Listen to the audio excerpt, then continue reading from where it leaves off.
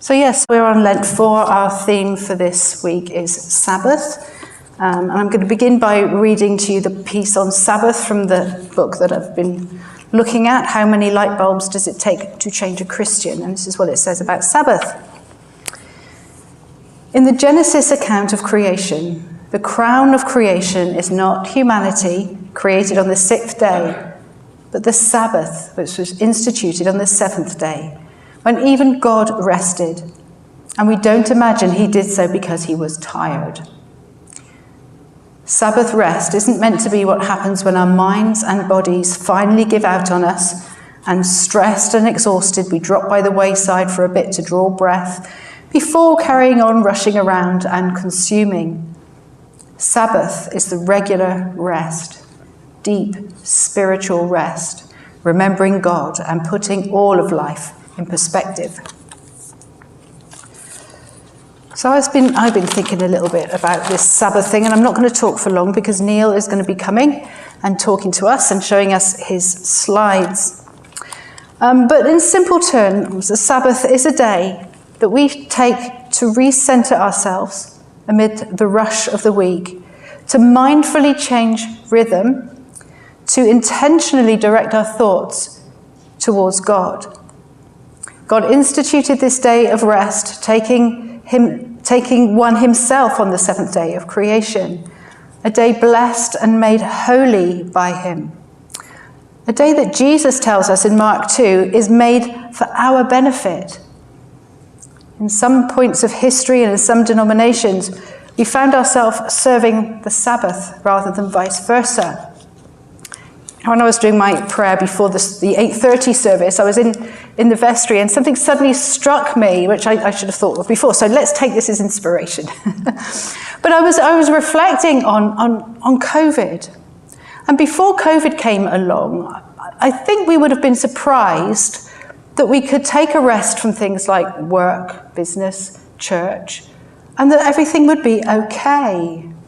We weren't able to gather in church during COVID, and at the beginning of that we thought, is this the end of the church as we know it? And people who are running businesses, are we going to survive because we're not open 6 or 7 days a week, long hours anymore? Will we survive this? But we discovered during COVID that we could. We had to change our rhythm. We had to do things differently. But we survived. And in fact, in many ways, nature thrived. Do you remember, because we weren't flying around in aeroplanes willy-nilly and driving our cars willy-nilly everywhere, and factories had often closed down, that the skies across the world became clear. Places where there'd been fog and smog and haze for decades were now beautiful and blue again.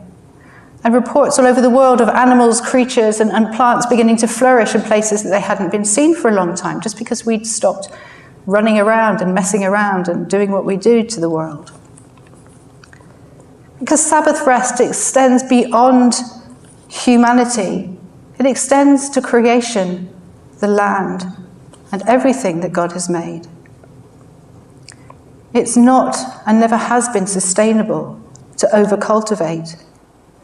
Sabbatical years for the land, known as Shemitah, meaning release, where the land is to lie fallow with all agricultural activity forbidden, is prescribed in Exodus and Leviticus and Deuteronomy. Even before our intensive practices were established, rest for the land was essential. This is a matter of justice for the land and for people and for animals and for creation. And in those Old Testament words, God assured his people that they would not starve and the provision would not fail. It did not fail, and it saw them through the fallow years.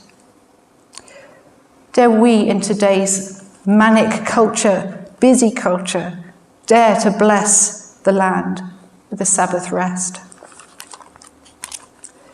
Then I invite Neil to come to share with us. I really appreciate that introduction that Sulin has given. And the two readings today, the Ephesians one, all about light, and the John reading about giving light to blindness. Seems to be a bit of a human condition. Well, How many light bulbs does it take to light up a Christian? A bit of light shone on an issue can familiarize you with it. We've been going through that. But I can tell you, as somebody who spent 38 years in the high school classroom, that don't think the first time you go through it, they've got it. And I'm very much like that. It really does take, photographically, multiple exposures, sometimes with intense light, to really grasp the meaning behind situations and images. Well, this lovely little place, I took that photo when this church was reconsecrated in the summer of 2008. And this church has meant a lot to our family. I realized the other day that we walked in the door first time 42 years ago. This little guy is 47 now. I've been doing Earth Day posters with my classes almost since Earth Day was created back in the 70s.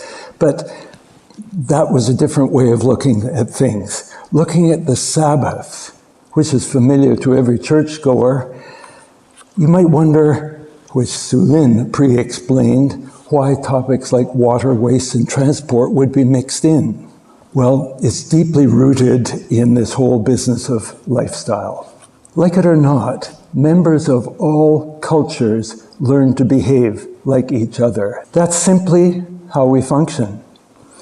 Probably the best example is how we speak. Where did she come from? We know where she comes from. She would know where we come from if we were in Britain, because we sound like each other. But voice and communication is only a part of it. That's the surface. How we worship, that's another example. How we shop, So Sabbath, it's just a number, Sabbath, 7, in Hebrew and Arabic. And so I tell you, last week, I just had a birthday, and I turned Saba wa Sabayin. How old am I?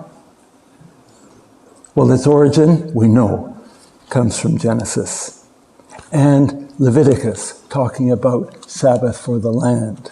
But there's an extension to the every 7 years, and that's the 7 times 7, in which there was to be a Jubilee year. And to quote the Bible, so in the 50th year, on the Day of Atonement, you shall sound a ram's horn all through the land and proclaim a release to the land and all its inhabitants. It's really unclear if that actually ever happened, but here on the West Coast, interestingly enough, redistribution of wealth was very much a fact with the First Nations people. It's called potlatch. So we shut it down. Well, I'd like to have just a bit of a look at different cultures' responses to Sabbath. This is a Coptic Christian church. Now, Coptic, you see the PT in Coptic. Egypt has PT in it also. The Copts claim to be the original Egyptians, long before Islam came about. Some people take it very seriously. In fact, friends of ours, Copts, said that it was a real issue to be a faithful Copt because there were so many holy days, but you had to conform to it if you were part of the community. That's the Coptic cathedral in the southern city of Aswan. Now, this is back into Cairo, Egyptian Muslims during Ramadan. Well, Islam has a parallel to Lent, and it's called Ramadan. Faith and culture there really run very tightly together. It's much more of a public and community exercise. You know it's Ramadan. People are all reading the Quran, even on the subway, and so on and so forth. Quite unlike us. We happen to live between 2 mosques, so there was no doubt about the 5 prayer calls during each day. The Egyptians I worked with were really delightful people. They are fine, self-deprecating, funny people. But if I were there, and that's in the middle of the afternoon, and while we were conducting business, the prayer call came, "Excuse me, Mr. Neil, we must pray now." That's just what they did. Now this, bless us, we got to go to Ethiopia. This was an amazing event. It was their key commemoration day of the year, St. George's Day. People came from all around. We could hardly believe where all these people coming from as we were headed to the Church of Lalibela. There's a number of them that are dug down into the ground.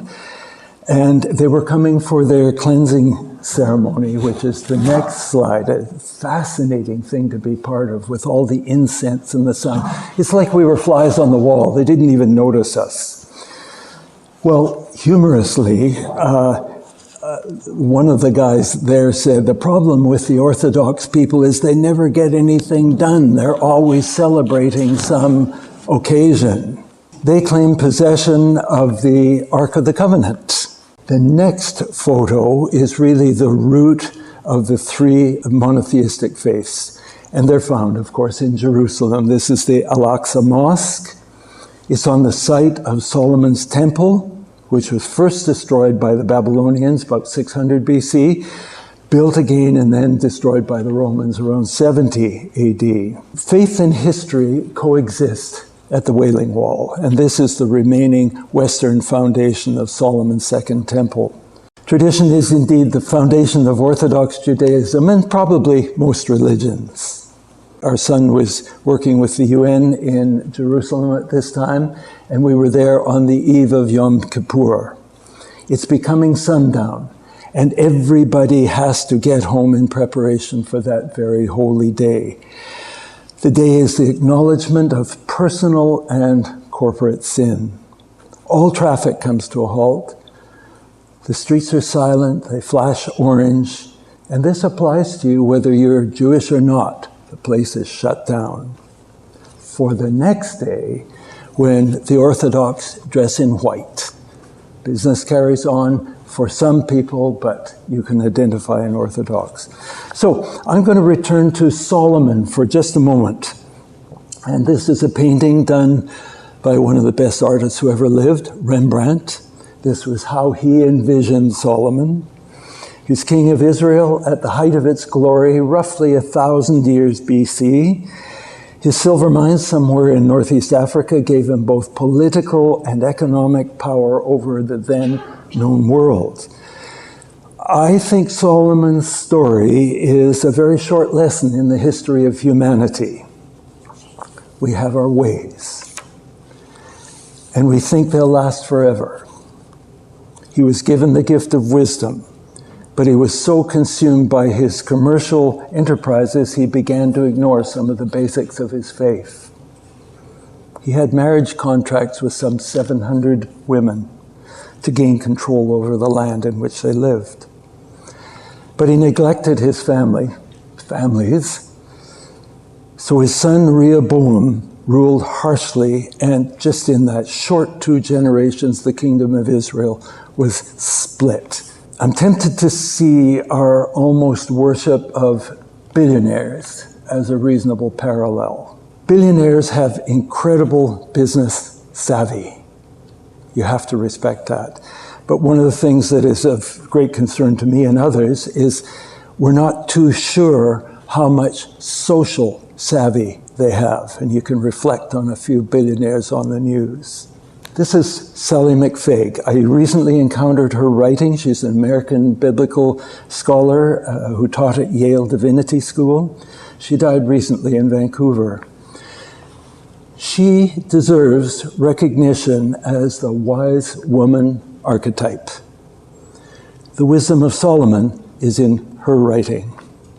Her book, Blessed Are the Consumers, in that she calls consumerism the most successful religion on the planet, with its catastrophic results for humanity and the planet.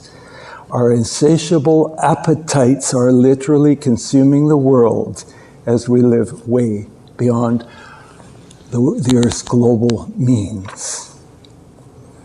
Well, is it possible that our lives are actually built as much on faith in financial stability as anything else? Consider for a moment, what's a dollar?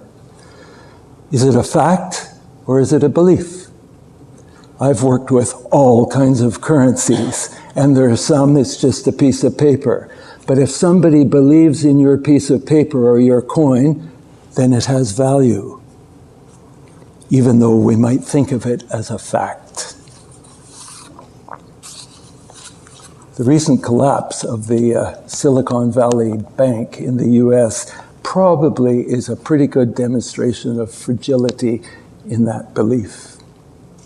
So, we who are baby boomers, that's me, first one, have lived very peaceful, stable lives, enjoying for decades the lifestyle that simply seemed to get better and better. Well, is it possible to go shopping and resist the Costco type bulk buying or the out-of-season fruits or veggies packed in plastic? We didn't have those when we were kids. As with all good things, however, change is never far away. People feel discouraged by hearing about the climate crisis or worried about affording the future, and some with very good reason. In the US right now, there's a phrase for let's get back to the old days. It's MAGA, make it great again. And when was that? Well, we're not sure, but it just had to be better than it is now. Isn't this lovely? It comes out of Egypt. It runs backwards.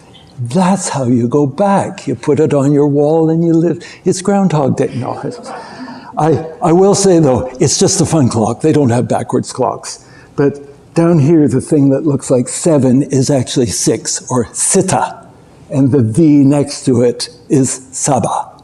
I wouldn't be giving this talk if I didn't think that we had the faith to bridge the gap between all that is seen here on earth and the great unseen.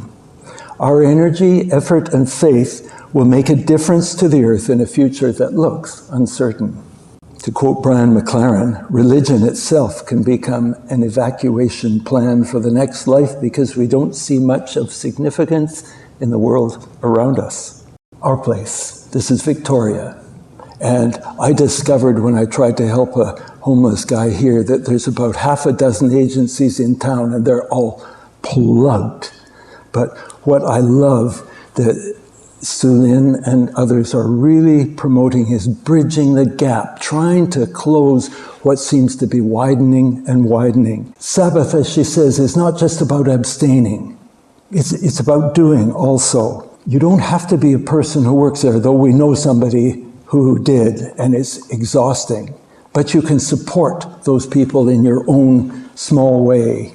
We hope to see the restoration of the Valley of Dry Bones, just a bit at a time in our personal lives and contribution of Sabbath to the land. Today's scripture, John 9, Jesus got in trouble. He tried to go against the establishment. Protest is what we call it these days. And sometimes it's really risky to protest to try to change things. I'm not one of those persons. We have people in our communion here who are. Bless them. Well, quick review of our faith in action that we've been working on. We have abundance in nature, and we really hope to care for gardens and keep the bees going, and the butterflies, and the different varieties of food. But we have the tendency to commodify a resource. And as a result of that, when we commodify it, we seem to just overdo it. That's 2 years ago, right out in front of our house. 2 years later, there's almost nothing. It doesn't mean it's over, but it's a pretty dodgy business. Read labels. Learn about the people who produce your food. Between this cheap brand where the producers get very little and the next one, which is fair trade. This is a mall in Egypt. Globalism has brought it to all of us. I encourage you, we try to buy local. Try to find out the cost of importing food from far away. that's not in season here. Our basic needs are so satisfied that our appetites become more sophisticated, and malls are great for that. We who can afford it are constantly being bombarded with enticement to upgrade or try this, it's all new. That's whether we're talking about food, electronics, appliances, travel. I'll give you 3 words and I'm done. Change, balance, and redemption.